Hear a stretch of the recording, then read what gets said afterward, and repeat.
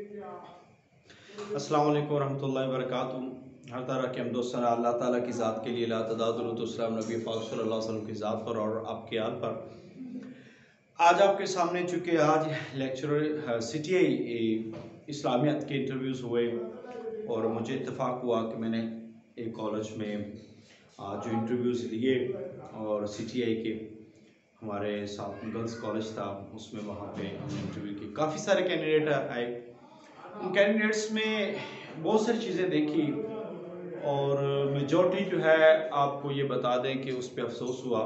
मैं अपनी बात को आगे बयान करने से पहले आपको इतना बता दूं कि काफ़ी सारी चीज़ें हमने कोशिश की है इम्प्रूवमेंट करने की। गलती होना या हो जाना ये कोई बड़ी बात नहीं है, उसको आगे सुधारना चाहिए। ये इंसान के लिए बहुत ज़रूरी है। अगर इंसान उसको सुधारता नहीं है और ऐसे ही चलता रहता है तो ये आपके लिए कोई फ़ायदेमंद नहीं है। एक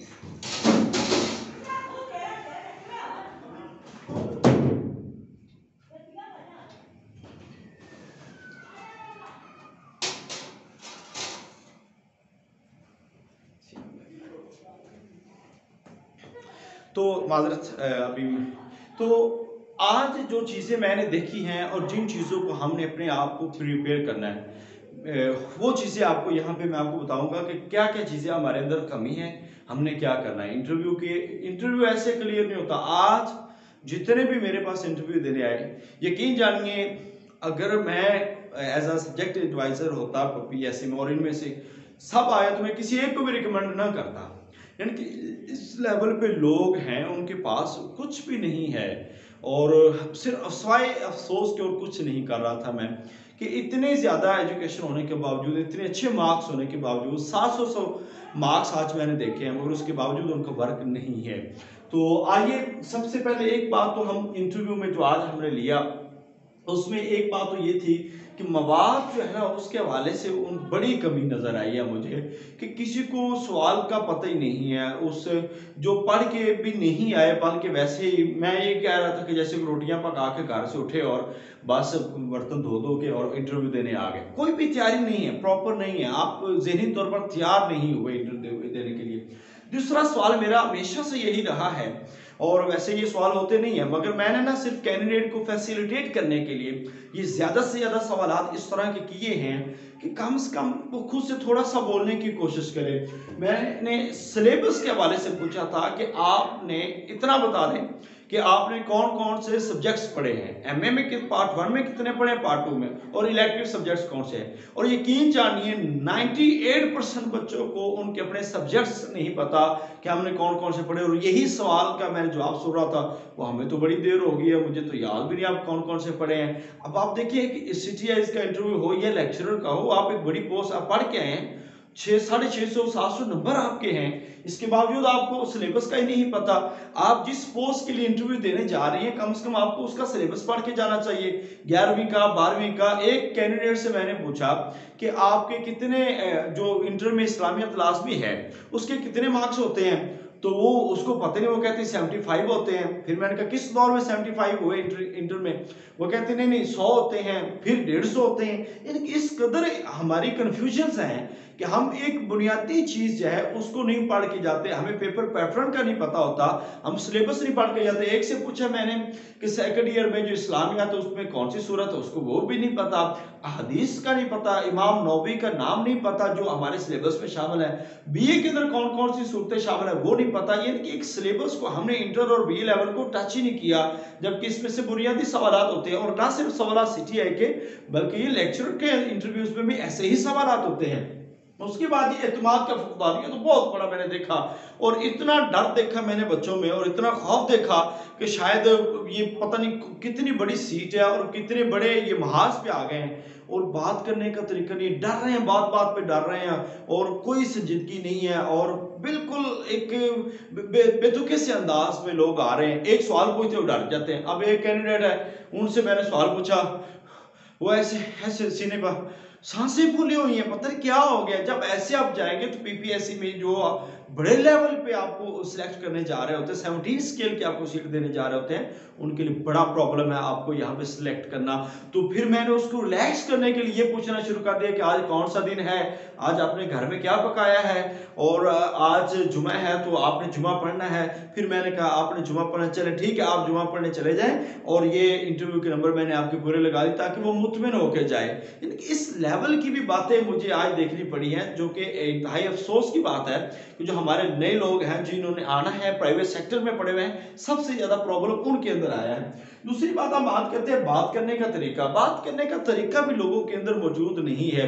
कोई सवाल पूछा जाता है तो आगे से जवाब बड़ा बेतुका सा देते हैं, या कभी उसको संजीदा ही नहीं ले रहे होते। चेहरे की जो आपके तासुरात है, ये बड़ी हैसियत रखते हैं आपके इंटरव्यू की कामयाबी में। आप पूरा इंप्रेशन दें, जो बात आप बात कर रहे हैं उसको आप पूरी तरह बयान करें। इस पे इंशाल्लाह जब इंटरव्यू के टिप्स होंगे उस पर हम बड़ी तसल्ली से बात करेंगे। दूसरा इसमें एक पॉइंट मैंने लिखा है कि सवाल समझना और जवाब देना। हमारे लोगों ने सवाल समझे नहीं, अब उससे जो पूछा जाता है उसके और जवाब दे रहे होते हैं, to the point, yes no. इसमें जवाब है तो यस नो में होना चाहिए ना जवाब। आप तावीलें बयान करना शुरू कर देंगे, अगर ये करे तो फलां करे, ये हो गया, और वो हो सकता है ये करके वो कर सकते हैं। ऐसे सवालात करने की, जवाब देने की जरूरत नहीं है। सबसे पहले आप सवाल को समझे। अभी सवाल मुंह में होता है और जवाब पहले हो जाता है, यानी कि इस तरह की चीजें इंटरव्यू में नहीं होनी चाहिए। अगले बंदे को सुने, हम सुनना नहीं पसंद करते, पहले अपनी बात को बोल देते हैं, इसके बाद हम सवाल कुछ और जवाब कुछ है। ये भी बात मैंने अभी कर दी है कि सवाल कुछ पूछा जा रहा है। कई लोगों से मैंने आज ऐसे किया, सवालों से कुछ पूछा है, जवाब उनके कुछ आ रहे हैं। मैं कुछ पूछ रहा हूं, वो कुछ जवाब दे रहे हैं। मैं फिर उनको पटरी पे लाने की भी कोशिश कर रहा हूं, वो और से और ही चलते जा रहे हैं। तो इस लेवल पे आकर जो एमफिल और एमए का लेवल है, इस लेवल पे आकर हम अगर ऐसी गलतियां करते हैं तो ये इंतहाई नुकसानदेह है। इसके बाद है सलाहियतों का फुकदान। सलाहियतें अल्लाह ताला ने अता की हैं और हम उसका दुरुस्त इस्तेमाल नहीं कर रहे।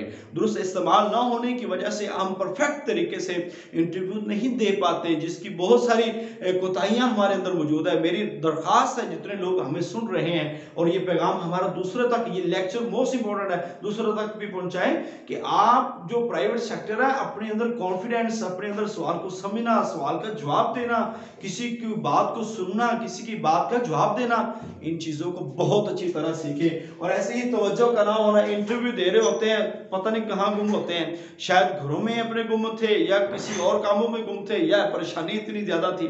तवज्जो, फुल फोकस होना चाहिए। आपके तासुरात, चेहरे के जो तासुरात हैं उनसे नजर आना चाहिए कि आप इंटरव्यू देने आए हैं, ना कि आप वैसे आगे घबराहट। अच्छा, घबराहट ये बड़ा प्रॉब्लम है, याद रखिए। जो घबरा गया ना इंटरव्यू में, तो या वो सिलेक्शन उसकी नहीं हो सकती, क्योंकि बहुत सारे मसाइल का सामना एक as a teacher, as a lecturer आपको अपनी क्लास में करना पड़ता है। तो फिर क्या आप छोटी छोटी बातों से घबरा जाएंगे? तो मैंने अभी भी बात की थी, वो इतने घबरा गए कि 3-5-6 कैंडिडेट ऐसे थे जिनको मैंने कई दफा कहा आप रिलैक्स रहें, कोई ऐसा मसला नहीं है।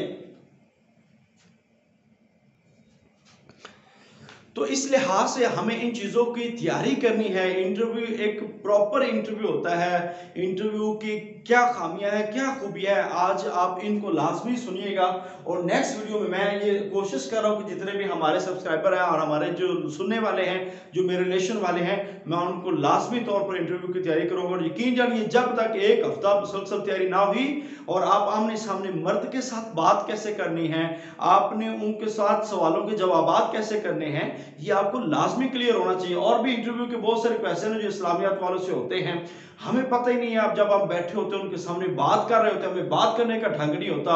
हम सवाल इधर पूछ रहे होते हैं, जवाब इधर जा रहा होता है, चेहरे के आसार इधर होते हैं, सवाल इधर से आ रहा होता है। ये आप जैसे अगर इस्लामी हैं, जैसे भी हैं, मगर ये चीजें बड़ी मैटर करती हैं कि आप किसी की बात को तवज्जो से सुन रहे हैं या नहीं सुन रहे। तो इस लिहाज से एक प्रॉपर तैयारी, प्रॉपर गाइडेंस, और अपने आप को इस लेवल पे लाएं कि आप किसी के सामने खड़े होके बात कर सकते हैं, किसी को अपने जो तासुरात है वो बयान कर सकते हैं, और किसी की बात को रिजेक्ट या एक्सेप्ट कर सकते हैं, और किस तरीके से कर सकते हैं।